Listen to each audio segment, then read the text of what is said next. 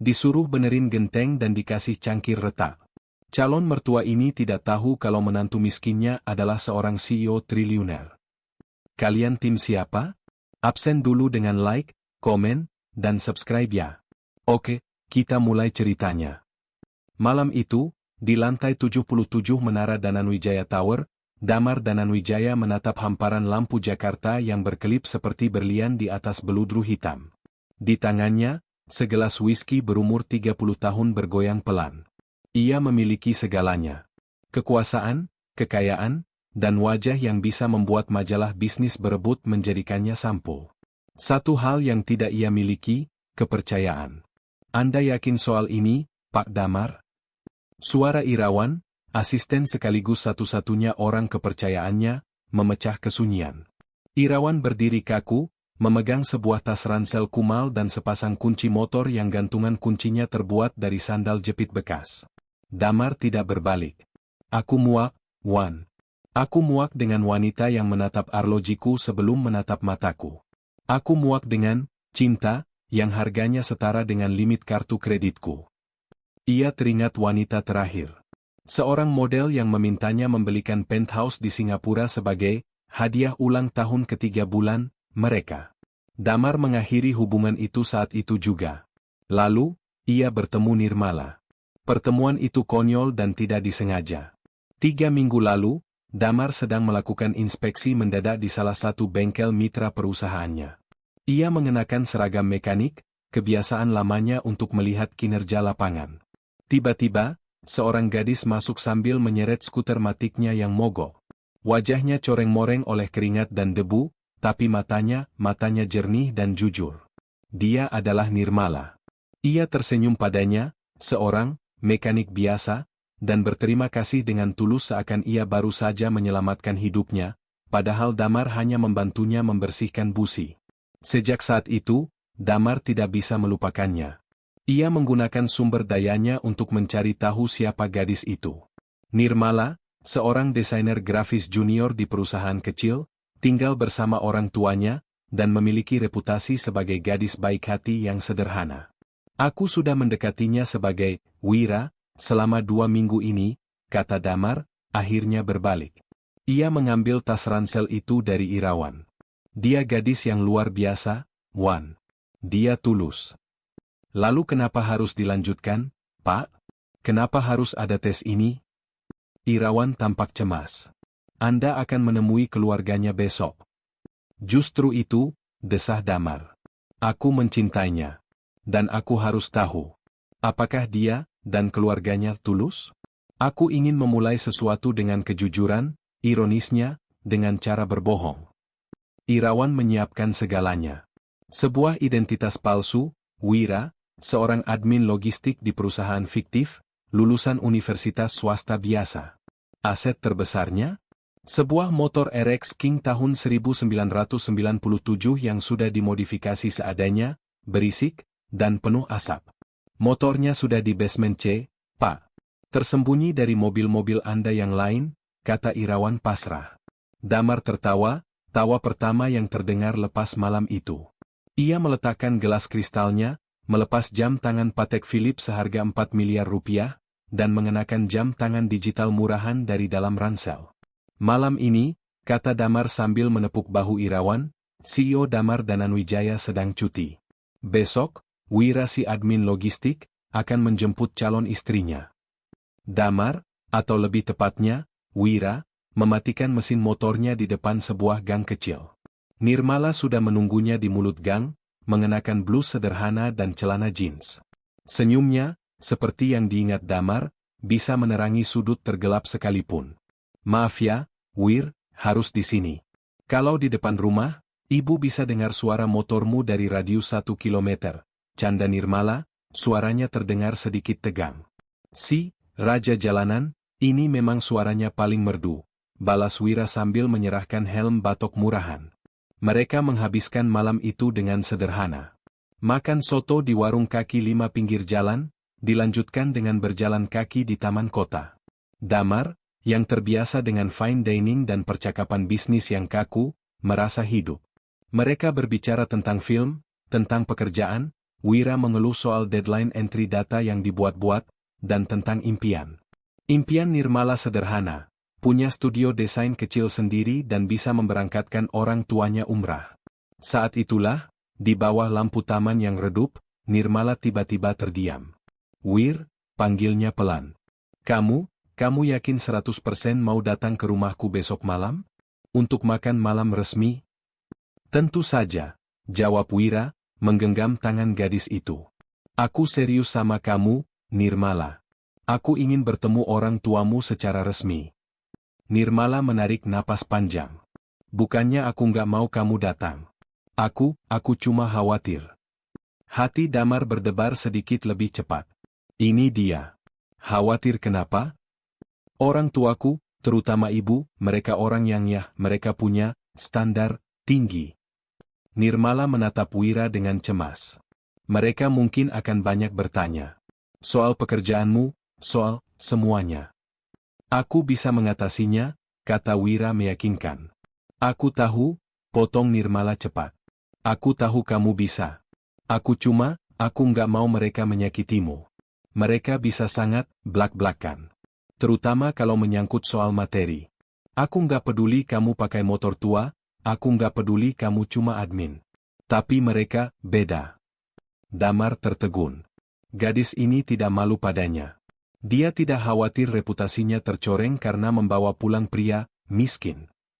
Dia justru khawatir Wira akan disakiti oleh keluarganya.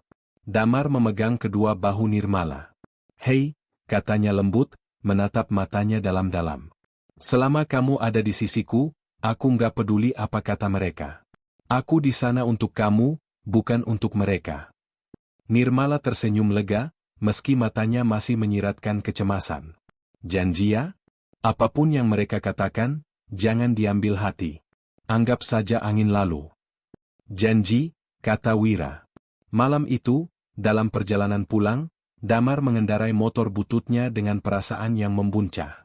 Ia telah menemukan berliannya. Sekarang, ia hanya perlu menghadapi para penjaganya. Pukul 7 malam. Wira memarkir RX King-nya di depan rumah Nirmala. Rumah itu tidak semewah istana Damar, tapi jelas merupakan kediaman kelas menengah atas yang sangat terawat. Halamannya dipenuhi tanaman hias mahal, dan di garasi yang terbuka sebagian, terparkir sebuah Pajero Sport terbaru dan sebuah sedan Eropa. Jantung Damar berdebar, bukan karena gugup, tapi karena antisipasi. Ini adalah panggung teaternya. Nirmala membukakan pintu gerbang. Wajahnya pucat, tapi ia memaksakan seulas senyum. "Ayo masuk, Wir. Mereka sudah menunggu di dalam."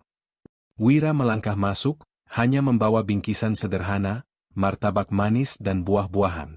Saat ia memasuki ruang tamu, ia merasa suhu ruangan turun beberapa derajat. Di sana, di sofa kulit mewah, duduk Pak Haris dan Bu Sonya. Pak Haris, ayah Nirmala, mengenakan kemeja polo bermerek, menatapnya dari atas ke bawah dengan tatapan menyelidik. Ia hanya mengangguk singkat sebagai sapaan. Bu Sonya, ibunya, adalah pusat kedinginan itu. Mengenakan daster satin mahal walau hanya di rumah, rambutnya disanggul rapi. Matanya yang sipit langsung tertuju pada satu hal, sepatu kets Wira yang sedikit pudar di bagian ujungnya. "Selamat malam, Om, Tante," sapa Wira sopan, menyodorkan bingkisan. "Saya Wira, teman Nirmala." Nirmala buru-buru mengambil bingkisan itu. Wira bawain martabak kesukaan ayah. Pak Haris tidak bergerak. "Oh, iya. Taruh saja di meja." Bu Sonya akhirnya angkat bicara. Suaranya halus, tapi tajam seperti silet. "Jadi, ini yang namanya Wira?" "Iya, Bu," jawab Nirmala cepat. "Motor kamu berisik sekali, ya?" lanjut Bu Sonya, tanpa basa-basi. "Satu kompleks sampai bisa dengar. Tadi Pak RT sampai WhatsApp Tante, kirain ada anak geng motor mau tawuran." Wira hanya tersenyum tenang. "Maaf, Tante. Motor tua, tenaganya masih suka meledak-ledak." Bu Sonya tertawa sinis. "Tenaga yang meledak-ledak tapi bodinya reot. Seperti kamu, mungkin?" "Ibu," sentak Nirmala, wajahnya memerah karena malu dan marah. "Apa? Ibu cuma bercanda," kata Bu Sonya, mengibaskan tangannya. Ya sudah, ayo makan. Keburu dingin makanannya. Wira menarik napas dalam-dalam. Permainan baru saja dimulai. Makan malam itu adalah penyiksaan paling elegan yang pernah Damar alami. Di atas meja, tersaji hidangan lengkap. Tapi atmosfernya begitu kaku hingga Wira bisa mendengar denting sendok Pak Haris yang mengenai piring. Interogasi dimulai oleh Pak Haris, dengan gaya korporat yang dingin. Nirmala bilang, kamu kerja di logistik? Tanya Pak Haris sambil memotong steaknya. Betul, Om. Sebagai admin.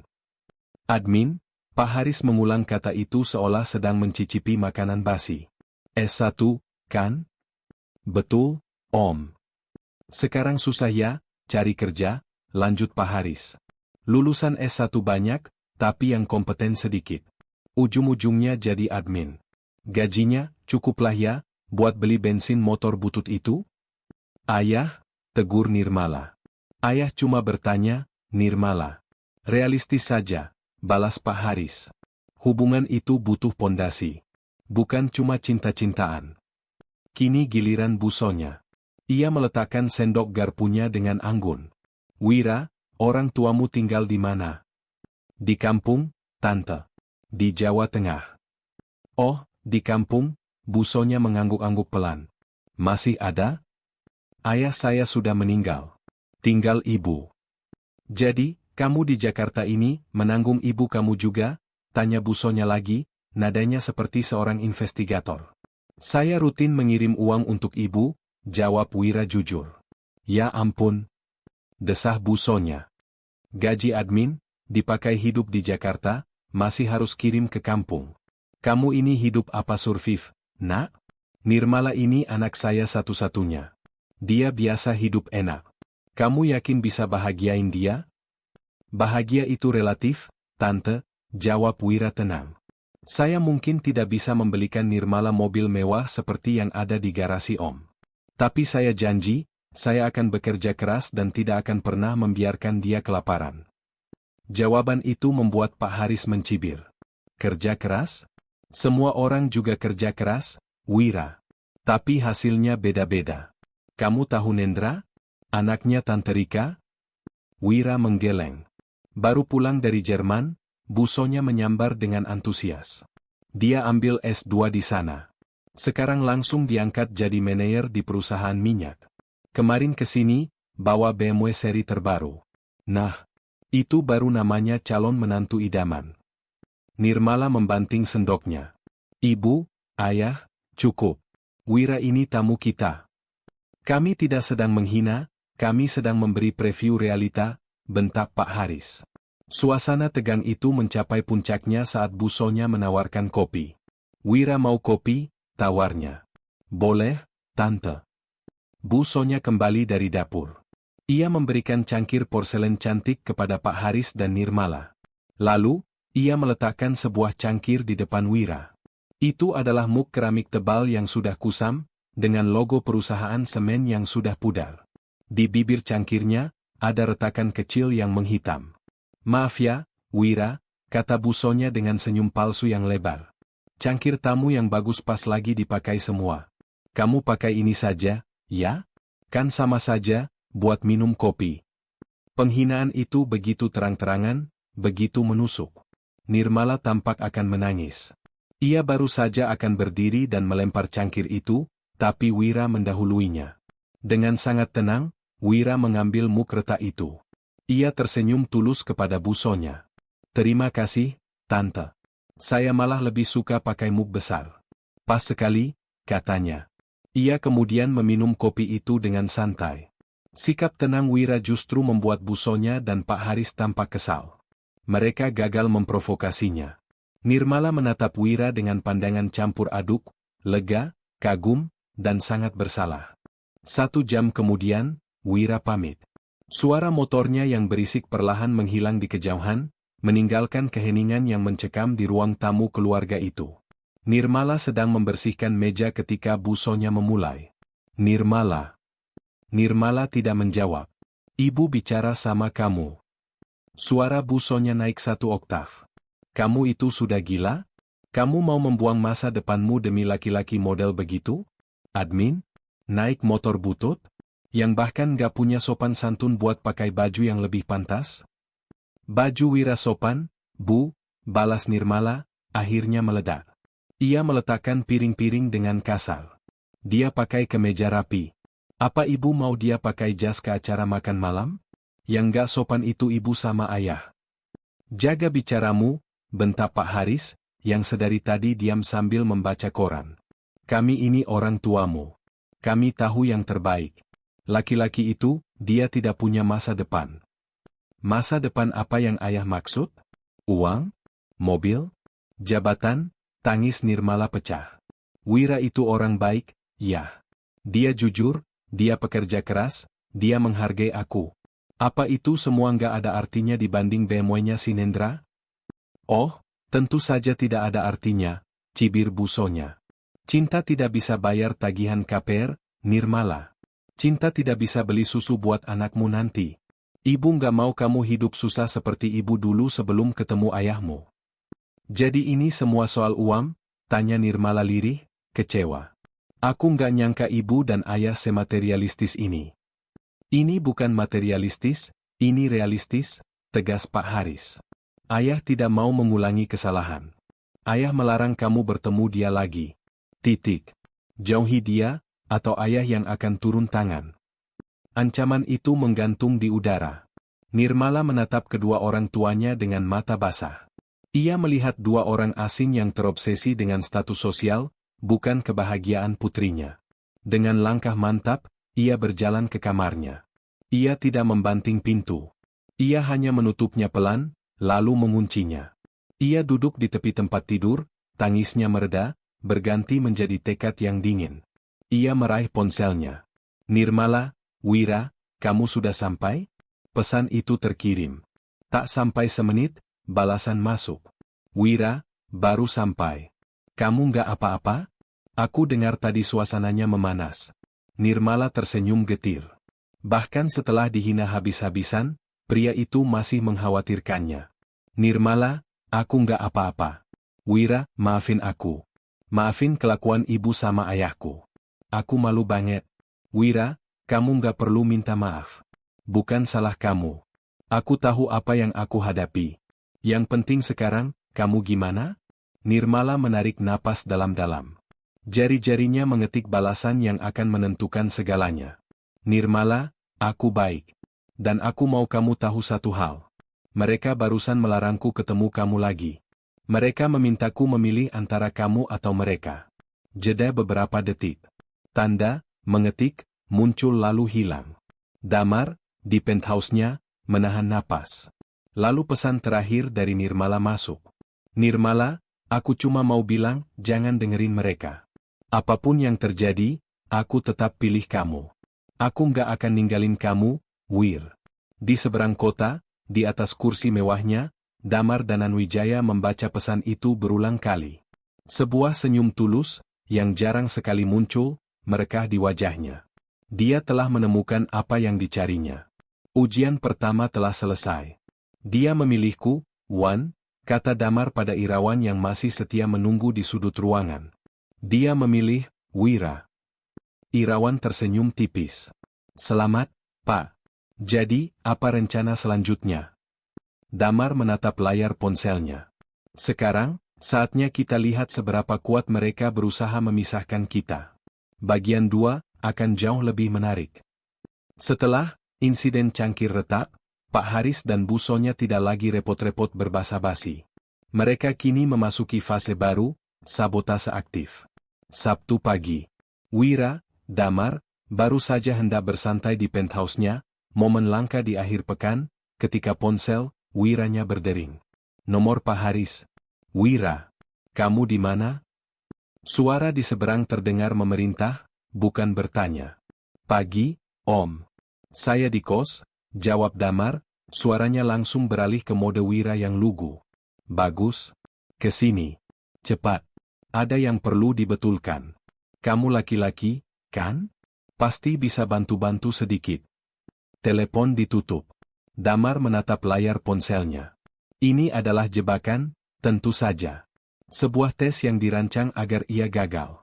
Ia tersenyum tipis. Pak Haris sepertinya lupa, sebelum Damar membangun Dananwijaya Motors, ia menghabiskan masa mudanya di bengkel ayahnya, membongkar mesin dan memanjat atap. Setengah jam kemudian, RX King bututnya sudah terparkir di depan rumah Nirmala. Pak Haris menyambutnya di teras, mengenakan celana pendek dan kaos polo, tampak seperti mandor. Nirmala keluar, wajahnya cemas. "Ayah, Wira kan baru datang, jangan disuruh." "SSTT, laki-laki itu harus bisa diandalkan," potong Pak Haris. "Wira, genteng di atas gudang ada yang bocor. Kemarin hujan deras, airnya masuk semua. Kamu panjat, cek, terus betulkan." Ia menunjuk ke tumpukan genteng baru dan sebuah tangga aluminium yang tampak reot. "Ini bukan sekadar permintaan tolong, ini adalah perintah yang dibungkus penghinaan." "Yah, bahaya. Itu tinggi. Panggil tukang aja, sih," protes Nirmala. "Diam kamu. Ayah mau lihat, calonmu ini bisa apa selain bawa motor berisik," kata Pak Haris. Wira hanya mengangguk tenang. "Siap, Om." Tanpa ragu, ia melepas jaketnya, menyisakan kaos oblongnya. Ia memeriksa tangga itu, mengujinya dengan berat badannya. Lalu, dengan tangkas, ia memanjat. Pak Haris mengamatinya dari bawah, lengan bersedekap, mengharapkan Wira terpeleset, mengeluh, atau setidaknya tampak bingung. Tapi Damar, di atas atap, bergerak dengan efisiensi yang terlatih. Ia menemukan titik bocornya dalam 3 menit, retakan yang tersembunyi di bawah sambungan. Ia turun, mengambil 3 genteng baru dan sekaleng adukan semen instan yang ia temukan di gudang. Dalam 20 menit, pekerjaan itu selesai. Rapi, bersih, dan kokoh. Pak Haris terdiam. Wajahnya mengeras. Rencananya gagal. Wira turun, membersihkan debu dari tangannya. "Sudah beres, Om? Tadi ada 3 genteng yang retak di sambungan. Sudah saya ganti dan lapisi semen." Nirmala menatapnya dengan kekaguman. Belum selesai, busonya keluar membawa keranjang berisi lap kotor. "Oh, sudah selesai, ya? Bagus. Wira, sekalian. Gudangnya kan kotor bekas kamu naik turun. Tolong dibersihkan, ya? Sapu, pel, bereskan barang-barang yang berserakan. Anggap saja olahraga." Ini adalah penghinaan level kedua. Setelah pekerjaan fisik yang berbahaya, kini pekerjaan rendahan yang kotor. "Ibu, itu keterlaluan," jerit Nirmala. "Wira, panggil Damar," suaranya tetap tenang, menatap Nirmala. "Enggak apa-apa. Tolong ambilkan minum, ya? Haus." Permintaan itu mengalihkan perhatian Nirmala. Saat gadis itu masuk ke rumah, Wira menatap lurus ke Pak Haris dan busonya. "Baik, Tante. Gudang sebelah mana?" 2 jam berikutnya, Damar, CEO Dananwijaya Motors yang bernilai triliunan rupiah, menghabiskan paginya menyapu debu, mengelap oli bekas, dan menata ulang perkakas di gudang sempit yang pengap. Ia melakukannya tanpa mengeluh. Saat ia keluar, keringat membasahi kaosnya, tapi matanya tetap jernih. Ia membersihkan tangannya di keran taman, lalu meminum es teh yang disodorkan Nirmala. "Terima kasih, Om, Tante. Tadi saya lihat motor Om Pajeronya bannya agak kempes sebelah kiri. Mungkin perlu dicek tekanannya," kata Wira, sebelum menyalakan motornya. Pak Haris tidak bisa berkata-kata. Ia baru saja menyuruh seorang ahli otomotif membersihkan gudangnya. Ia kalah telak, dan ia semakin membenci Wira karenanya. Kegagalan tes fisik membuat busonya mengganti strategi. Jika Wira tidak bisa dipermalukan dengan pekerjaan kasar, ia akan dipermalukan dengan perbandingan sosial. Minggu berikutnya, Wira datang menjemput Nirmala untuk makan malam. Rencananya sederhana, nonton di bioskop Budget dan makan di warung tenda. Saat Wira memarkir motornya, Nirmala berlari kecil keluar rumah. "Ayo, Wir, keburu macet." "Ehem." Suara deheman keras datang dari teras. Bu Sonya berdiri di sana, tersenyum lebar. Senyum yang tidak wajar. "Mau kemana buru-buru? Ada tamu istimewa, nih." Tepat saat itu, sebuah BMW seri 5 terbaru berwarna hitam metalik meluncur mulus dan berhenti tepat di belakang motor RX King Wira. Perbandingan itu begitu mencolok, begitu brutal, kemewahan modern melawan rongsokan berisik. Seorang pria muda, tampan, mengenakan kemeja linen mahal dan jam tangan berkilau, keluar dari mobil. "Nah, ini dia," seru Busonya. "Nendra, akhirnya sampai juga. Kenalkan, ini Nirmala." "Kita sudah kenal, Tante," kata Nendra sambil tertawa ringan. Matanya tertuju pada Nirmala, mengabaikan Wira sepenuhnya. "Makin cantik aja kamu, Nir." Lalu, Busonya menoleh ke Wira. Senyumnya lenyap. "Oh, ini Wira, temannya Nirmala." Kata, teman, bukan pacar. Nendra akhirnya memandang Wira. Pandangannya menilai, secepat kilat, dari sepatu kets Wira ke motornya. Ia tersenyum miring. "Wira, salam kenal." Nendra ini baru pulang dari Jerman, Busonya mengoceh, suaranya sengaja dikeraskan. S2 di Munich. Sekarang langsung jadi manajer senior di perusahaan minyak. "Iya, kan, Nendra?" "Begitulah, Tante," kata Nendra, masih menatap Nirmala. "Nirmala, aku dengar kamu suka kopi. Ada coffee shop baru di SCBD, ambience-nya enak banget. Mau coba?" Itu adalah ajakan kencan yang terang-terangan di depan Wira. Nirmala, yang terjepit di antara ibunya, Wira, dan Nendra, tampak sangat tidak nyaman. Nendra, makasih. Tapi aku sama Wira udah ada janji." "Janji?" Busonya tertawa. "Janji apa, sih? Paling cuma keliling gak jelas pakai motor itu. Sudah, batalin aja. Ini Nendra sudah jauh-jauh datang. Wira, kamu pulang saja. Kasihan Nirmala, masa malam minggu cuma diajak hirup asap knalpot." Wira, yang sedari tadi diam, merasakan sesuatu yang jarang ia rasakan, amarah murni. Bukan karena dihina, tapi karena Nirmala ditempatkan di posisi yang sangat sulit. "Betul," kata Nirmala, "Tante," kata Wira, suaranya tenang namun dingin. "Kami sudah ada janji. Mungkin lain kali." "Lain kali apa?" Busonya mulai kesal. "Wira," potong Nendra, nadanya meremehkan. "Mungkin kamu bisa geser sedikit motor kamu? Menghalangi BMW saya. Susah mau parkir." Itu dia. Pernyataan kekuasaan. Nirmala baru saja akan membela Wira, tapi Wira memberinya isyarat tenang. Ia berjalan ke motornya. Tapi bukannya menggeser, ia malah duduk di atasnya dan menyalakan mesinnya. Nguo! Suara knalpot RX King yang cempreng dan berisik itu meraung-raung, memenuhi udara. Asap putih tipis membubung, mengarah lurus ke Nendra yang refleks menutup hidungnya. "Ayo, Nirmala," teriak Wira di atas deru mesin. "Kita berangkat." Nirmala, melihat wajah kesal ibunya dan wajah sombong Nendra, mengambil keputusan sepersekian detik. Ia tersenyum, berlari kecil, dan melompat ke jok belakang Wira. "Maaf ya, Nendra. Lain kali," serunya. Wira menggas motornya.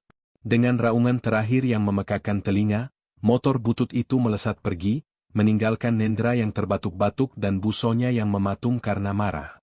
Damar menang malam itu. Tapi kemenangan itu terasa pahit. Ia sadar, Nendra adalah ancaman nyata. Bukan karena kekayaannya, tapi karena ia memiliki restu penuh dari orang tua Nirmala. Beberapa hari kemudian, Damar, sebagai Wira, sedang dalam perjalanan pulang dari kantor logistik fiktifnya. Ia sengaja mengambil rute memutar, melewati area kafe mahal di pusat kota. Ia tidak pernah mengajak Nirmala ke sini. Lalu, matanya menangkap sesuatu. Di sebuah kafe berkonsep alfresco yang mewah, ia melihat Nirmala. Gadis itu duduk berhadapan dengan Nendra. Hati Damar mencelos. Ini bukan lagi di teras rumah. Ini kencan. Nirmala berbohong padanya. Napasnya tercekat. Rasa cemburu yang dingin, sesuatu yang Damar si CEO jarang rasakan, menjalarinya. Apakah ini batasnya? Apakah Nirmala akhirnya luluh dengan kemewahan yang ditawarkan Nendra? Ia memarkir motornya di seberang jalan, di balik keremangan. Ia ingin pergi, tapi kakinya terpaku. Tiba-tiba, ia melihat sosok ketiga di meja itu. Busonya. Damar mengernyit. Ini bukan kencan. Ini adalah jebakan. Busonya jelas memaksa Nirmala untuk bertemu Nendra. Damar, yang tadinya cemburu, kini berganti marah. Marah pada busonya yang begitu licik. Ia tidak akan membiarkan Nirmala sendirian. Dengan langkah mantap, Wira menyeberang jalan dan berjalan lurus ke meja mereka. Para pelayan memandangnya aneh. Pria berjaket lusuh dan helm di tangan di tempat semahal ini, tapi ia tidak peduli. Nirmala, sapanya. Ketiga orang di meja itu menoleh kaget. Wajah busonya pucat pasi, lalu memerah. Wira, sedang apa kamu di sini? Ini bukan tempatmu. Nendra memandang Wira dengan geli. Wah, ketemu lagi, bro. Kebetulan yang aneh. Nirmala adalah yang paling syok. Wira, kamu. Aku kebetulan lewat, kata Wira, matanya tertuju lurus pada Nirmala. Kamu lagi sibuk? Sibuk? Tentu saja dia sibuk, hardik busonya. Nirmala sedang, meeting, penting dengan Nendra. Kamu pergi sana. Memalukan. Tante, kata Nendra, memotong. Ia tersenyum pada Wira, senyum seorang pemenang. Begini, Wira. Biar aku perjelas. Aku di sini untuk melamar Nirmala secara informal. Aku menawarkan masa depan yang jelas. BMW, rumah di Pondok Indah, S2 di luar negeri kalau dia mau. Kamu bisa tawarkan apa? Soto di pinggir jalan? Damar mengepalkan tangannya di dalam saku. Semua mata kini tertuju pada Nirmala. Ini adalah momen penentuannya. Nirmala menarik napas panjang. Wajahnya yang tadi pucat kini memerah karena amarah. Ia berdiri. Cukup, katanya, suaranya rendah namun bergetar. Ia menoleh ke Nendra. Nendra, kamu orang baik. Tapi tawaranmu, aku nggak tertarik. Rumahmu, mobilmu, uangmu, itu milikmu, bukan milikku. Dan itu bukan hal yang aku cari. Lalu, ia berbalik menghadap ibunya. Dan ibu, cukup. Berhenti menjual aku seolah aku barang dagangan. Aku malu, Bu. Akhirnya, ia menatap Wira. Matanya melembut. Wira, katanya. Ia mengulurkan tangannya. Ayo pergi dari sini. Wira, tanpa ragu, menyambut tangan itu. Nirmala, duduk, bentak busonya. Tapi Nirmala tidak mendengarkan. Ia berjalan menggandeng tangan Wira, melewati meja-meja mewah, meninggalkan Nendra yang ternganga dan busonya yang gemetar menahan malu. Di luar, di trotoar, Nirmala akhirnya tertawa, meski ada air mata di sudut matanya. Maaf ya, Wir. Aku nggak tahu kalau ibu merencanakan itu.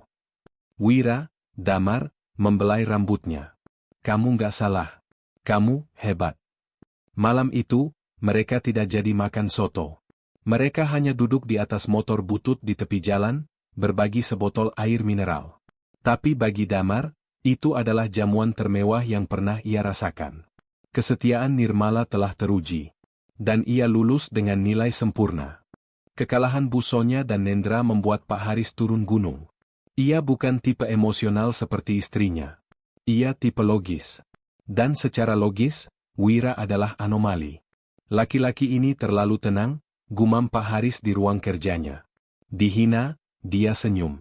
Disuruh kerja kasar, dia kerjakan dengan sempurna. Pacarnya dirayu pria kaya, dia tidak minder. Ini bukan karakter admin logistik biasa. Pak Haris curiga. Tapi kecurigaannya berbeda dengan busonya. Busonya menganggap Wira miskin dan tidak pantas. Pak Haris mulai berpikir Wira, berbahaya. Mungkin dia penipu, pikirnya. Penipu ulung yang menyamar jadi orang miskin. Mengincar Nirmala. Mungkin untuk tebusan? Atau sindikat perdagangan manusia? Pikiran itu membuatnya merinding. Ia harus melindungi putrinya. Pak Haris menghubungi seorang detektif swasta yang biasa ia gunakan untuk melacak debitur bandel di perusahaannya. Cari tahu semua tentang orang ini, perintah Pak Haris, menyerahkan foto Wira yang ia ambil diam-diam. Namanya Wira. Latar belakangnya, keluarganya, pekerjaannya. Jangan sampai ada yang terlewat. 3 hari kemudian, si detektif datang ke kantor Pak Haris. Bagaimana? Tanya Pak Haris tidak sabar. Detektif itu meletakkan amplop coklat di meja. Aneh, Pak. Aneh bagaimana? Datanya ada. Wira, lahir di Sragen. KTP-nya valid. Alamat di kampungnya memang rumah sederhana, ditinggali seorang wanita tua yang mengaku ibunya. Lalu apa yang aneh? Jejaknya, Pak. Jejaknya terlalu bersih. Detektif itu membuka catatannya. Dia tidak punya kartu kredit. Tidak punya cicilan motor, mobil, atau KPR. Itu wajar untuk orang susah. Tapi, dia juga tidak punya jejak digital. Media sosial nol. Marketplace nol. Nggak pernah terdaftar ojek online. Mungkin dia gaptek, kata Pak Haris. Mungkin. Tapi yang paling aneh adalah perusahaannya. PT Mitra Logistik Abadi. Saya cek ke alamatnya di ruko di Jakarta Barat. Rukonya kosong, Pak. Disewa atas nama orang lain. Perusahaan itu sendiri, baru terdaftar di Kemenkumham 2 bulan lalu. Pak Haris terdiam. Dan rekening banknya, lanjut si detektif. Saya berhasil mengintip sedikit. Saldo standar, UMR. Tapi, ada transferan masuk rutin setiap awal bulan dari sebuah holding company yang tidak jelas. Lalu uang itu langsung ditarik tunai semua, sisanya cuma sedikit. Jantung Pak Haris berdebar. Ini lebih buruk dari yang ia bayangkan. Holding company apa? Itu dia masalahnya, Pak. Namanya Irawan Group. Perusahaan cangkang. Saya coba lacak, jalurnya buntu. Seperti sengaja diputus. Pak Haris bersandar di kursinya. Wajahnya pucat. Wira bukan sekadar admin miskin. Dia juga bukan penipu biasa. Identitasnya palsu. Pekerjaannya palsu. Latar belakangnya dipalsukan. Orang ini hantu, desah Pak Haris. Ketakutannya kini nyata. Ia tidak lagi berusaha memisahkan Nirmala dari Wira karena gengsi. Ia harus memisahkan mereka demi keselamatan Nirmala. Sejak investigasi ayahnya, sikap Pak Haris berubah drastis. Ia tidak lagi menghina Wira secara terbuka. Ia berubah menjadi waspada. Dan ia mulai mencecar Nirmala dengan pertanyaan-pertanyaan aneh. Nirmala, kamu yakin kenal Wira di mana? Kamu yakin dia nggak pernah minta uang sama kamu? Kamu yakin dia nggak pernah foto-foto aneh di rumah kita? Perubahan sikap orang tuanya, ditambah semua kejadian, tes genteng, kemunculan Nendra, membuat Nirmala mulai goyah. Bukan goyah akan cintanya, tapi goyah akan siapa Wira sebenarnya. Wira terlalu sempurna dalam ketidaksempurnaannya. Dia terlalu tenang. Terlalu sabar. Terlalu misterius. Malam itu, mereka kencan. Hujan gerimis memaksa mereka berteduh di sebuah halte bus yang sepi. Suasananya hening, hanya terdengar suara rintik hujan di atap seng halte. Wir, panggil Nirmala pelan, memecah kesunyian. Ya? Wira menoleh. Aku mau nanya jujur sama kamu. Dan aku mau kamu jawab jujur. Damar merasakan nada serius dalam suara Nirmala. Tentu. Tanyakan apa saja. Kamu, siapa sebenarnya? Pertanyaan itu menusuk langsung ke jantung penyamaran Damar. Maksud kamu? Aku nggak bodoh, Wir, kata Nirmala, matanya menatap lurus. Aku tahu kamu bukan sekadar admin logistik biasa. Waktu ayah nyuruh kamu benerin genteng, kamu melakukannya seperti seorang profesional. Waktu ibu menghina kamu nggak marah, kamu seperti sedang mengobservasi kami. Ia melanjutkan, waktu Nendra pamer BMW-nya, aku tahu kamu nggak minder. Sedikit pun. Kamu menatap dia bukan sebagai saingan, tapi, seperti menatap sesuatu yang nggak penting. Dan ayahku, suara Nirmala bergetar. Dia tiba-tiba jadi aneh. Dia nanya-nanya seolah kamu ini, penjahat. Dia takut sama kamu. Ia menatap Wira, matanya berkaca-kaca. Aku nggak peduli kamu miskin, Wir. Sumpah. Aku rela makan di warung tenda setiap hari sama kamu. Tapi aku takut, kalau kamu bohong. Aku takut kamu punya masalah. Aku takut kamu nggak jujur sama aku. Damar terdiam. Ini adalah momen kritis. Kebohongan yang ia ciptakan untuk menemukan kejujuran, kini menjadi bumerang. Ia tidak bisa berbohong lagi. Tapi ia juga belum bisa jujur. Ia meraih kedua tangan Nirmala, menggenggamnya erat. Udara malam yang dingin membuat genggamannya terasa hangat. Nirmala, katanya, suaranya dalam dan serius. Jauh dari nada Wira yang lugu. Ini adalah nada Damar. Aku, bukan orang jahat. Aku janji. Lalu kamu siapa? Desak Nirmala. Aku adalah orang yang kamu kenal. Aku Wira, yang sayang banget sama kamu. Tapi ya, kamu benar. Ada hal-hal tentang aku, tentang masa laluku, yang belum bisa aku ceritakan. Kenapa? Karena ini rumit, desah Damar. Ini jauh lebih besar dari yang kamu bayangkan. Ini sebuah ujian. Bukan buat kamu, tapi buat aku. Ia menangkup wajah Nirmala. Aku janji sama kamu. Sebentar lagi semuanya akan selesai. Dan aku akan ceritakan semuanya, tanpa ada yang ditutupi. Saat itu, aku akan datang melamarmu secara resmi. Mata Damar menatapnya lekat. Tapi untuk sekarang, bisakah kamu percaya sama aku? Percaya, walau aku terlihat seperti pembohong? Percaya sama apa yang kamu rasakan, bukan sama apa yang kamu lihat? Nirmala menatap mata itu lama.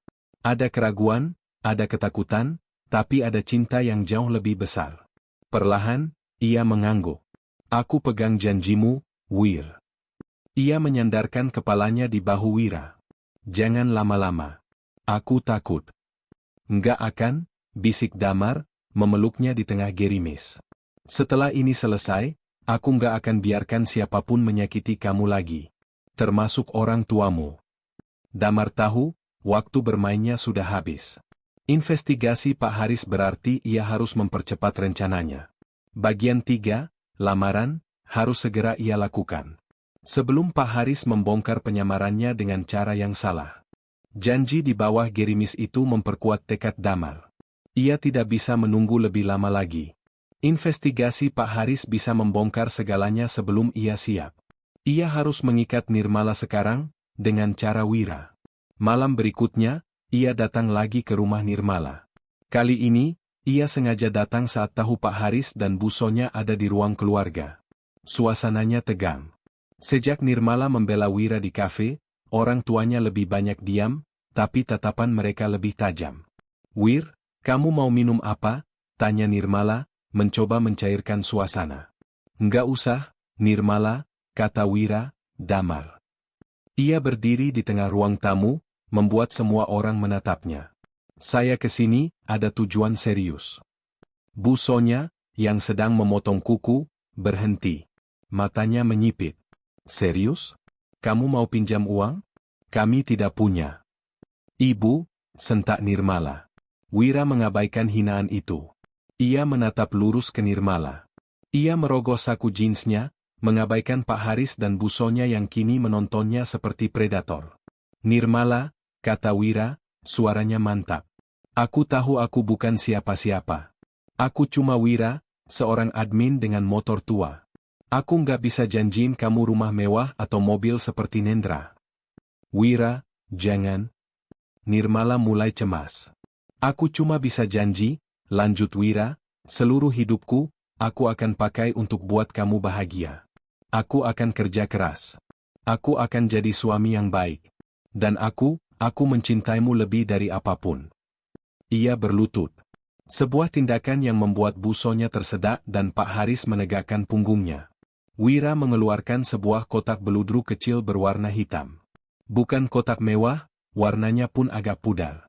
Nirmala, maukah kamu menikah denganku? Nirmala menutup mulutnya, air mata langsung menggenang. Ia tidak melihat kemiskinan, ia melihat keseriusan. Ya, bisiknya. Ya, aku mau, Wir. Jangan. Suara Bu Sonya melengking memecahkan momen itu. Nirmala, kamu sudah gila? Kamu mau menikah dengan dia? Wira membuka kotak itu. Di dalamnya, ada sebuah cincin perak sederhana dengan satu permata zirkonia kecil yang berkilau seadanya di bawah lampu ruangan. Bu Sonya tertawa. Tawa yang paling menyakitkan. Ya Tuhan? Cincin apa itu? Cibirnya. Kamu beli itu di mana? Di toko mainan? Atau di pegadaian? Berapa harganya? 50.000? Pak Haris memijat pelipisnya. Wira, berdiri. Jangan bikin drama murahan di rumah saya. Tapi Wira tidak berdiri. Ia tetap berlutut, menatap Nirmala, menunggu jawaban gadis itu, bukan orang tuanya. Nirmala, dengan air mata yang kini mengalir deras, mengabaikan teriakan ibunya. Ia maju, berlutut di depan Wira. Ibu nggak tahu apa-apa, seru Nirmala. Lalu ia menatap Wira, tangannya gemetar. Cincin itu adalah hal terindah yang pernah aku lihat. Ia menarik tangannya, menyodorkannya pada Wira. Pakaikan, Wir. Sekarang. Nirmala. Awas kamu, ancam busonya. Wira, dengan tangan yang sedikit gemetar, bukan karena gugup, tapi karena terharu, mengambil cincin itu dan memasangkannya di jari manis Nirmala. Pas sekali. Nirmala mencium cincin itu, lalu memeluk Wira erat. Aku terima, Wir. Aku terima. Anak durhaka, raung busonya. Ia melempar gunting kukunya ke meja dan lari ke kamar sambil membanting pintu. Pak Haris menatap mereka berdua dengan dingin. Saya tidak tahu apa rencanamu, desisnya pada Wira. Tapi kamu sudah mengikat anak saya dalam masalahmu. Kalau sampai terjadi apa-apa pada Nirmala, saya sendiri yang akan menghabisimu. Ancaman itu tidak membuat Damar takut. Ia hanya tersenyum tipis. Saya akan menjaganya dengan nyawa saya, Om. Penerimaan lamaran itu memaksa keluarga Nirmala masuk ke tahap selanjutnya, rapat penentuan tanggal lamaran resmi. Ini adalah rapat keluarga paling absurd. Nirmala duduk di satu sisi, Pak Haris dan busonya, yang baru keluar kamar setelah semalaman mogok bicara, di sisi lain. Jadi, Pak Haris memulai, nadanya seperti rapat dewan direksi yang merugi. Si, Wira, itu mau membawa keluarganya kapan? Minggu depan, yah, kata Nirmala. Hari Sabtu. Bagus, kata busonya sinis. Ibu beneran penasaran, keluarga, seperti apa yang dia punya. Ibunya yang di kampung itu? Mau datang naik apa? Kereta ekonomi? Kita yang bayar tiketnya? Ibu, cukup. Kenapa? Kamu malu? Harusnya kamu malu dari awal, bentak busonya. Baik, ayahmu sudah setuju. Kita terima lamaran ini. Tapi ibu punya syarat. Nirmala menatap ibunya curiga. 1, kata busonya sambil menghitung jari. Tidak ada catering. Ibu tidak mau buang uang untuk orang-orang yang mungkin belum pernah makan makanan enak. Ibu pesan nasi tumpeng kecil dan kue basah. Cukup. 2, lanjutnya. Tidak ada dekorasi. Ini rumah, bukan panggung sandiwara. Kita pakai taplak meja yang ada saja. 3, dan ini paling penting, busonya mencondongkan tubuhnya. Tidak ada tamu undangan. Ibu tidak akan mengundang satupun teman arisan, saudara, atau tetangga. Ibu tidak mau menanggung malu seumur hidup. Cukup kita berempat, dan, keluarga, dia. Itu saja. Acaranya jam 10 pagi, jam 12 siang semua harus sudah selesai. Mengerti? Nirmala menatap orang tuanya dengan nanar. Mereka tidak sedang merencanakan lamaran.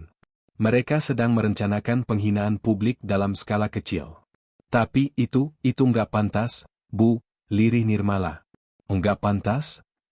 Pak Haris angkat bicara. Yang nggak pantas itu kelakuan calonmu, Nirmala. Ayah sudah cek. Perusahaan tempat dia kerja itu fiktif. Nirmala terkejut. Apa maksud ayah? Alamatnya ruko kosong. Perusahaannya baru dibuat 2 bulan lalu. Ayah nggak tahu dia itu siapa. Mungkin dia penipu, mungkin dia buronan. Ayah menyetujui lamaran ini hanya karena satu hal, ayah mau lihat siapa, keluarga, yang dia bawa. Ayah mau lihat backingnya siapa. Kalau dia datang sendirian, atau bawa orang-orang aneh, detik itu juga ayah panggil polisi. Ancaman Pak Haris jauh lebih menakutkan daripada hinaan busonya. Nirmala terguncang.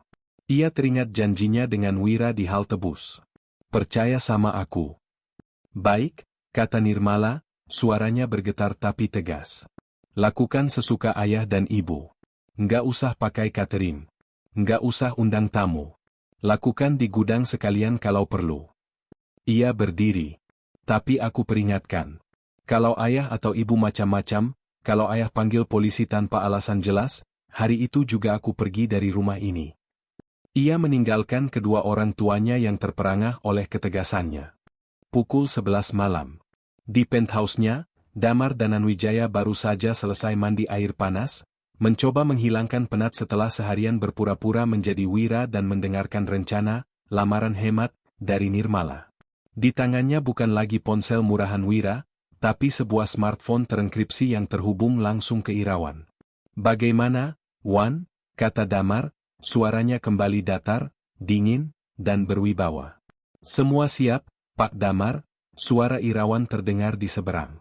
"Rencana, lamaran sederhana, sudah disetujui Ibu Sonya." Damar tertawa kecil. "Sederhana, ya? Bagus. Mereka memberi kita panggung yang sempurna. Apa saja yang perlu saya siapkan untuk hari H, Pak?" Damar berjalan ke jendela kacanya yang raksasa. Ia menatap kota di bawahnya. "Aku mau ini dieksekusi seperti corporate takeover, bukan lamaran biasa," perintah Damar. "Pertama, logistik. Aku mau seluruh jajaran direksi Dananwijaya Motors hadir. Lengkap. Pakai seragam formal perusahaan. Kita akan datang dalam konvo.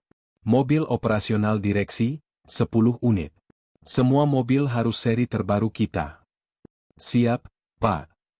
"Kedua, lanjut Damar. Hadiah.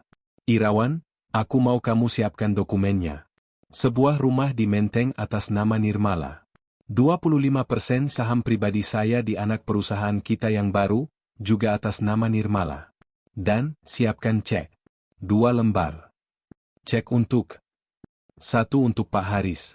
Tulis saja, biaya kompensasi investigasi. 1 lagi untuk Bu Sonya, biaya catering nasi tumpeng. Pastikan angkanya, cukup." Damar tersenyum tipis. "Sangat jelas, Pak," kata Irawan, menahan tawa. "Ketiga, media. Aku mau tim PR internal kita meliput.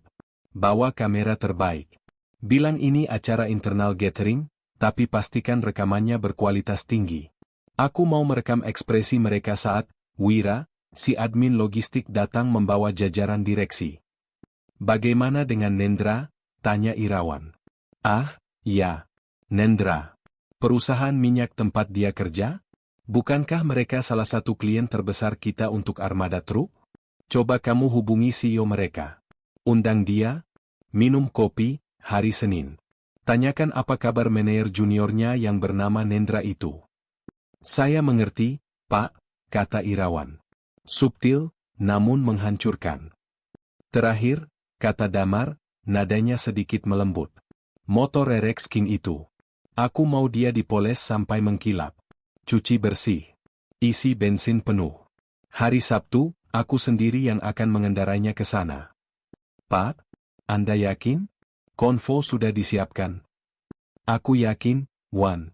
Aku akan datang sebagai Wira. Tapi, aku akan pulang sebagai Damar Dananwijaya." 3 hari menjelang lamaran adalah 3 hari terpanjang dalam hidup Nirmala. Rumah itu terasa seperti zona perang dingin. Bu Sonya sengaja mondar-mandir sambil menelepon teman-teman arisannya. "Iya, Jeng." "Apa?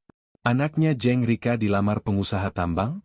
"Wah, selamat ya," kata Bu Sonya keras-keras saat Nirmala lewat. "Anakku? Oh, dia mau nikah kebun." "Iya, sederhana saja. Calonnya, orang biasa. Sangat biasa." Nirmala hanya bisa mengepalkan tangan di dalam kamar. Di sisi lain, Pak Haris menjadi paranoid. Ia memasang 2 kamera CCTV baru yang menghadap gerbang depan. Ia bahkan bertanya pada Nirmala di mana Wira menyimpan motornya, seolah menduga motor itu barang curian. Puncaknya adalah H1. Malam itu, bel berbunyi. Nirmala, yang sedang membereskan ruang tamu, sesuai perintah ibunya, "Bersihkan sendiri, kan tamumu nggak penting," membuka pintu. Di depannya berdiri Nendra. Wajahnya tampak muram. Di belakangnya, Bu Sonya berdiri dengan senyum penuh kemenangan. "Nendra, ayo masuk," kata Bu Sonya. "Ngapain dia ke sini, Bu?" tanya Nirmala dingin. "Nendra mau bicara sama kamu." Dia punya tawaran terakhir," bisik Bu Sonya. Nendra menatap Nirmala. "Nir," katanya. "Aku dengar besok kamu lamaran. Aku cuma mau bilang, ini belum terlambat. Aku sudah bicara dengan orang tuaku. Kalau kamu mau membatalkan acara gila besok, aku siap melamarmu minggu depan. Dengan cara yang pantas.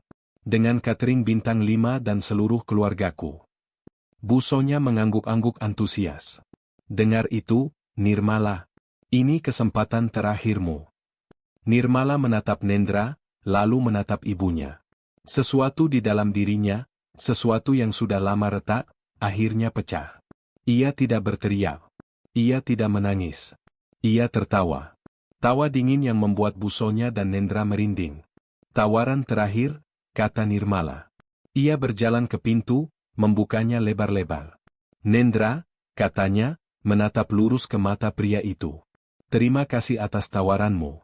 Sekarang, tolong kamu keluar dari rumah ini. Dan jangan pernah kembali. Nirmala, jaga sikapmu, bentak Bu Sonya. Diam, Bu. Suara Nirmala kini naik, penuh otoritas yang mengejutkan. Ibu yang bawa dia ke sini, kan? Ibu yang masih berharap aku jadi pajangan buat teman-teman arisan ibu? Ia berbalik ke ibunya. Dengar, Bu. Ayah juga. Besok Wira dan keluarganya akan datang jam 10. Ini adalah lamaranku. Aku nggak peduli ibu cuma pesan nasi tumpeng. Aku nggak peduli ibu nggak mau mengundang siapa-siapa. Ia menunjuk ke pintu. Tapi kalau besok, aku masih melihat Nendra di rumah ini, atau kalau ayah mencoba mempermalukan Wira dengan polisi-polisiannya, aku bersumpah. Nirmala mengangkat tangannya, menunjukkan cincin zirkonia murahan yang tersemat di jarinya. Aku akan melepas cincin ini, berkemas, dan pergi dari rumah ini bersama Wira. Saat itu juga. Dan ibu? Ibu akan kehilangan putrimu satu-satunya. Selamanya. Keheningan total. Bu Sonya pucat pasi. Nendra, melihat ketegasan yang menakutkan di mata Nirmala, akhirnya sadar ia sudah kalah. Maaf, saya rasa saya permisi dulu, pamit Nendra gugup. Ia berbalik dan pergi dengan cepat. Nirmala menatap ibunya. Bersihkan ruang tamu ini. Besok tamuku mau datang. Ia berbalik dan masuk ke kamarnya, membanting pintu. Untuk pertama kalinya, Bu Sonya tidak berani membentaknya kembali. Telepon berdering. Damar, yang sedang menatap setelan jas Brioni termahalnya yang tergantung rapi, mengangkat ponsel Wira. Itu dari Nirmala. Wir. Suara gadis itu terdengar lelah, tapi lega. Ya, Nirmala? Kamu nggak apa-apa. Aku nggak apa-apa. Aku baru saja mengusir Nendra. Dan mengancam ibu dan ayah, Nirmala tertawa kecil. Aku jadi anak durhaka kayaknya. Hati Damar menghangat. Kamu bukan anak durhaka. Kamu pejuang. Terima kasih sudah membelaku.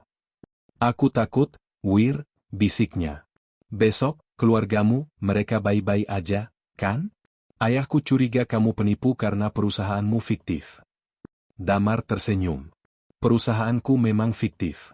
Tapi aku nggak fiktif. Wir. Nirmala, kata Damar, nadanya serius. Percaya sama aku.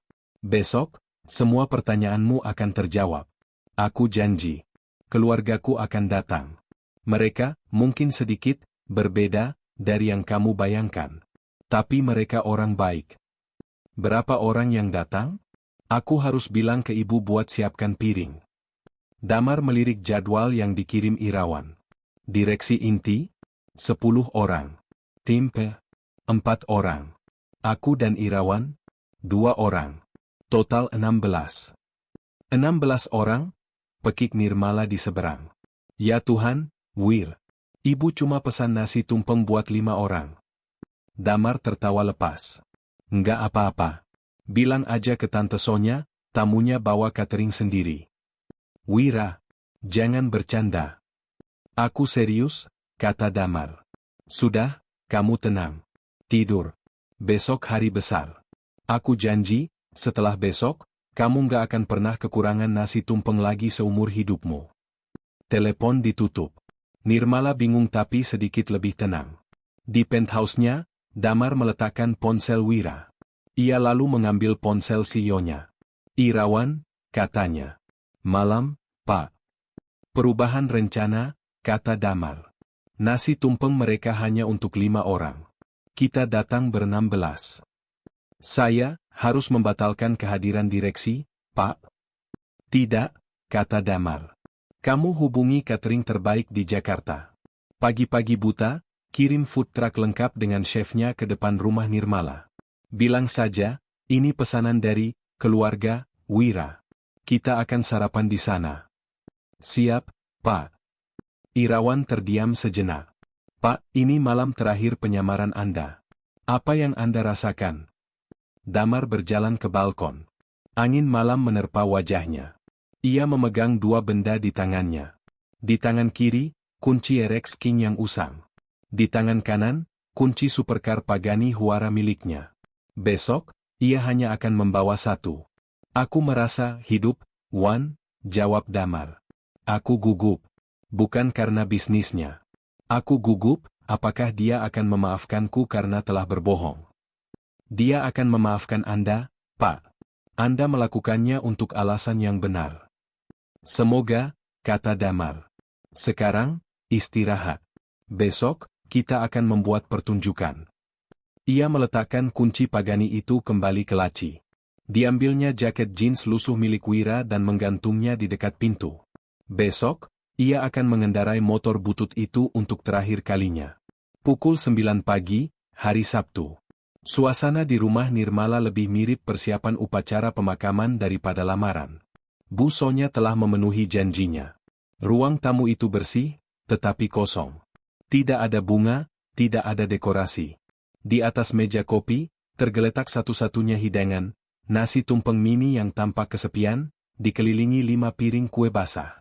Pak Haris mondar-mandir di dekat jendela, memegang ponselnya. Wajahnya tegam, seolah menunggu kedatangan tim SWAT, bukan keluarga mempelai. Nirmala, mengenakan blus batik sederhana namun terbaik yang ia miliki, duduk diam di sofa. Ia gugup, tapi pasrah. Pukul 9.30, bel berbunyi. Pasti si Nendra, desis Bu Sonya, matanya berbinar sesaat penuh harap.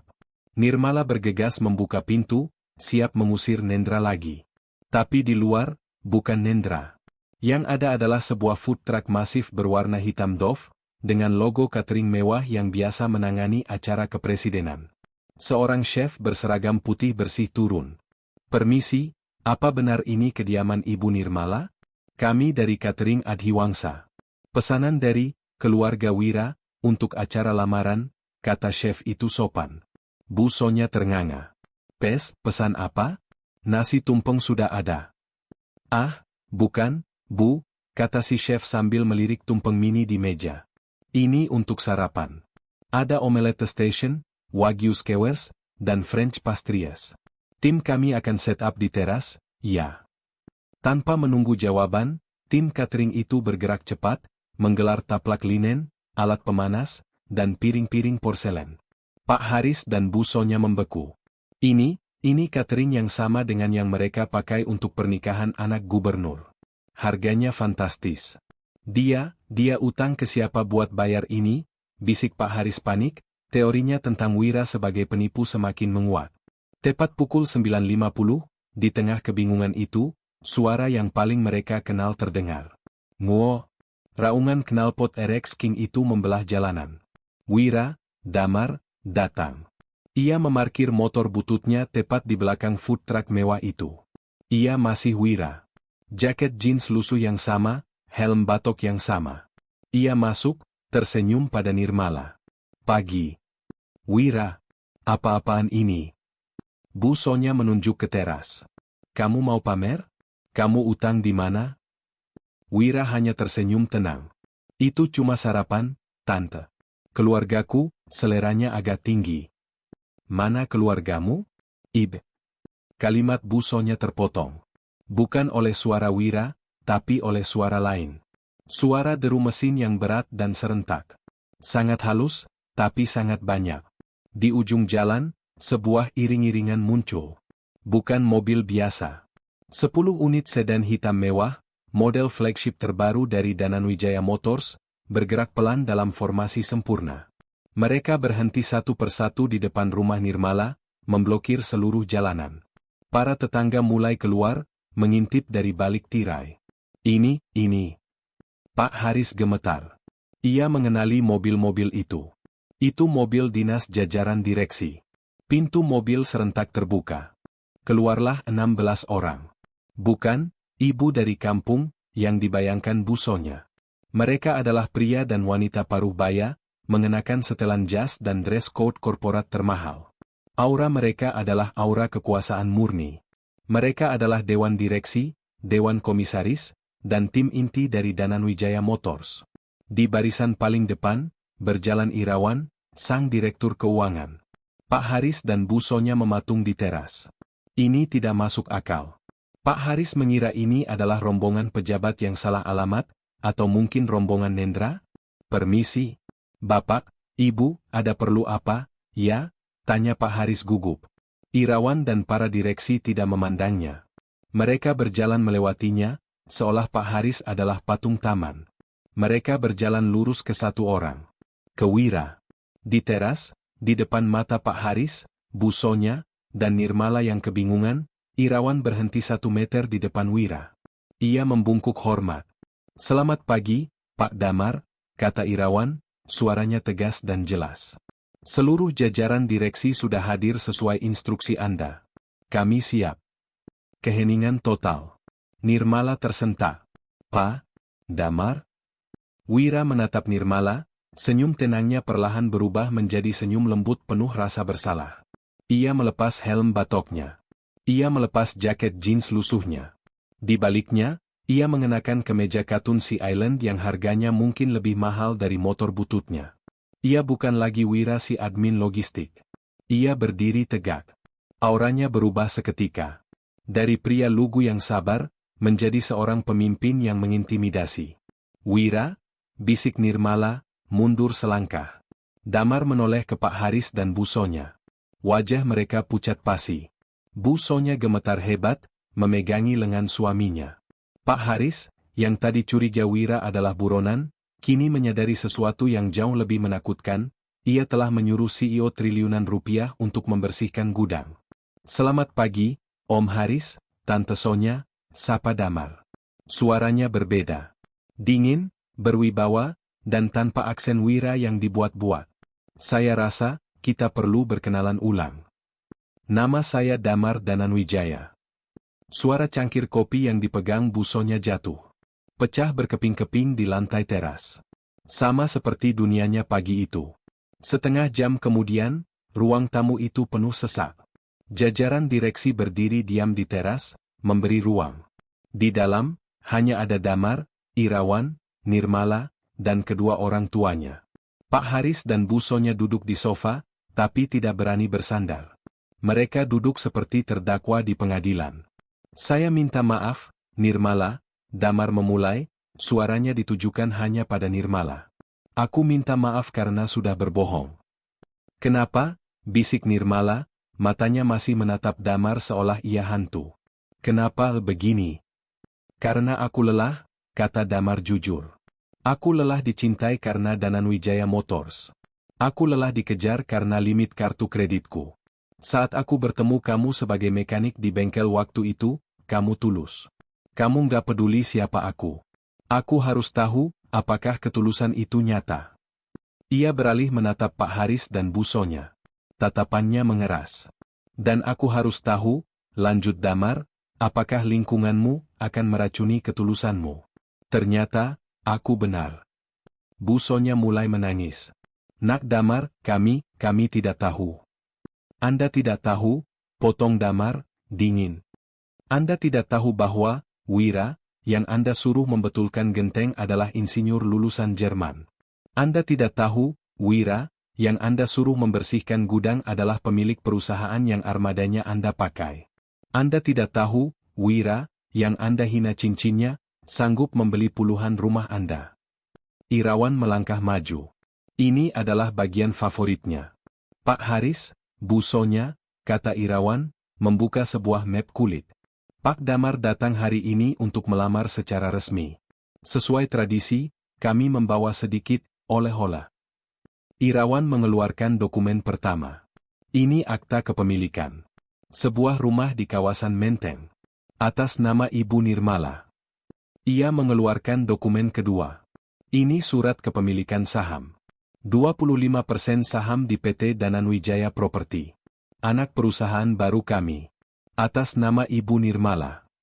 Nirmala terbelalak. Ia tidak peduli isinya, ia hanya syok pada prosesnya. Lalu, Irawan mengeluarkan 2 amplop tebal. Dan ini, katanya, menyerahkan 1 amplop ke Pak Haris. Cek senilai 500 juta rupiah. Pak Damar bilang, ini untuk biaya kompensasi investigasi yang sudah Bapak lakukan. Pak Haris gemetar hebat. Ia tidak berani menyentuh amplop itu. Damar tahu soal detektif swasta.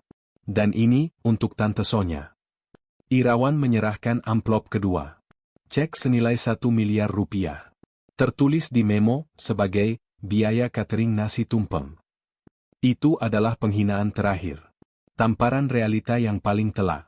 Bu Sonya, yang tadinya menghina, cincin 50.000, kini ditampar dengan uang tunai untuk nasi tumpengnya. Ia pingsan. Ibu. Nirmala berteriak, panik melihat ibunya terkulai. Pak Haris tergagap, berusaha menolong istrinya. Damar memberi isyarat, dan tim medis yang sudah siaga di luar langsung masuk. Di tengah kekacauan itu, Nirmala akhirnya berbalik menghadap Damar. Wajahnya bukan lagi syok. Wajahnya marah. Plak. Sebuah tamparan keras mendarat di pipi Damar Dananwijaya. Seluruh direksi yang mengintip dari luar menahan napas. Irawan mundur selangkah. Kamu pikir ini lucu? Teriak Nirmala, air matanya kini mengalir deras. Kamu pikir aku ini apa? Objek penelitianmu? Kamu bohongin aku. Kamu bohongin perasaanku. Ia mengangkat tangannya, menunjukkan cincin zirkonia di jarinya. Dan ini juga bagian dari kebohonganmu, kan? Ini sandiwaramu, kan? Damar memegang pipinya yang memerah. Ia pantas mendapatkannya. Tamparannya, aku terima, kata Damar lembut, menatap Nirmala. Aku bohong soal namaku.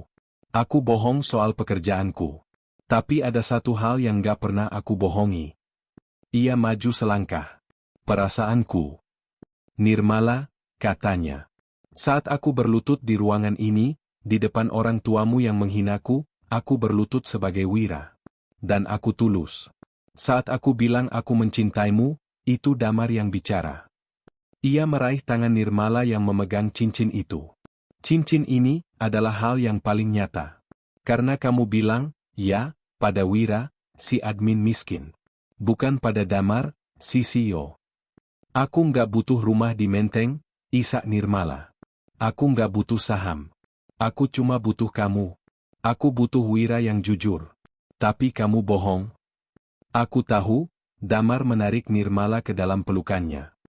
Dan aku minta maaf. Aku nggak akan minta kamu maafin aku sekarang. Tapi aku janji, sisa hidupku, aku akan membuktikan bahwa cinta Damar sama tulusnya dengan cinta Wira. Nggak akan ada kebohongan lagi. Nirmala menangis di dada Damar. Ia marah, ia kecewa, ia malu, tapi di atas segalanya, ia lega. Ia lega bahwa pria yang dicintainya, pria yang dibelanya mati-matian, ternyata bukan penipu atau buronan. Di sofa, Bu Sonya siuman. Ia menatap putrinya yang dipeluk oleh pria terkaya di ruangan itu. Ia menatap cek 1 miliar di lantai. Nak Damar. Lirih Bu Sonya, suaranya parau. Damar menoleh. Bu Sonya, dengan sisa tenaganya, berlutut di lantai. Maafkan Tante. Maafkan kami. Pak Haris, melihat istrinya berlutut, akhirnya membuang harga dirinya. Ia ikut menunduk. Kami salah. Damar memejamkan mata sejenak. Ia menang. Tapi rasanya tidak seperti kemenangan. Ia membantu Nirmala menegakkan kedua orang tuanya. Berdirilah, kata Damar. Saya tidak butuh kalian berlutut. Saya hanya butuh kalian merestui saya. Untuk mencintai Nirmala dengan cara yang benar. Kisah lamaran itu, tentu saja, bocor. Tim PR Damar, secara tidak sengaja, membocorkan video rekaman dari ruang tamu itu. Judulnya viral, CEO Dananwijaya menyamar jadi miskin, ditolak calon mertua, beri cek 1 miliar untuk biaya nasi tumpeng. Publik terbagi. Ada yang memuji Damar, ada yang menghujatnya karena sombong. Tapi mayoritas, mereka mencintai ceritanya. Kisah itu menjadi trending topik nasional selama berminggu-minggu.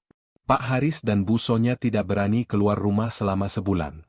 Mereka terkenal se-Indonesia sebagai mertua matre yang kena skakmat. Itu adalah hukuman sosial yang lebih berat dari apapun. Nendra? Setelah mendengar CEO-nya akan bertemu Damar hari Senin, ia langsung mengajukan resign dan pindah ke luar pulau. Dan pernikahan. Damar dan Nirmala tidak menikah dengan pesta mewah yang diliput media. 6 bulan kemudian, mereka menikah di KUA di pagi hari. Hanya dihadiri Irawan dan orang tua Nirmala, yang kini sangat pendiam dan sopan. Sorenya, mereka mengadakan resepsi. Bukan di Hotel Bintang 5. Tapi di halaman penthouse Damar. Tamunya hanya mereka berdua. Cateringnya adalah soto kaki 5 favorit Wira dan Nirmala. Malam itu, Nirmala berdiri di balkon raksasa, menatap hamparan lampu Jakarta. Ia mengenakan gaun sederhana, tapi di jarinya kini tersemat 2 cincin. Cincin berlian 50 karat, dan di belakangnya, cincin zirkonia murahan itu. Ia menolak melepasnya. "Jesel?" tanya Damar, memeluknya dari belakang. "Jesel," canda Nirmala. "Aku kangen Wira. Damar ini, terlalu banyak meeting." Damar tertawa. "Wira nggak kemana-mana. Dia cuma lagi cuti." "Oh ya?" "Ya," kata Damar. Ia meraih sesuatu dari sudut balkon. Sebuah helm batok. "Mau keliling kota? Aku tahu tempat makan bubur enak." Nirmala tertawa. "Pakai apa? Motor butut itu?" Damar tersenyum, menunjuk ke garasi di lantai bawah. Di antara deretan Ferrari dan Lamborghini, terparkir dengan gagah sebuah motor RX King tahun 1997. Sudah direstorasi total, mengkilap, tapi knalpotnya tetap cempreng. "Dia bukan motor butut," kata Damar. "Dia, saksi cinta kita." Nirmala mencium suaminya. "Ayo. Tapi kali ini, aku yang traktir." "Gimana endingnya? Kalau kalian jadi Nirmala, kalian bakal maafin kebohongan Damar, atau malah jadi ilfil? Coba kasih pendapat jujur kalian di kolom komentar."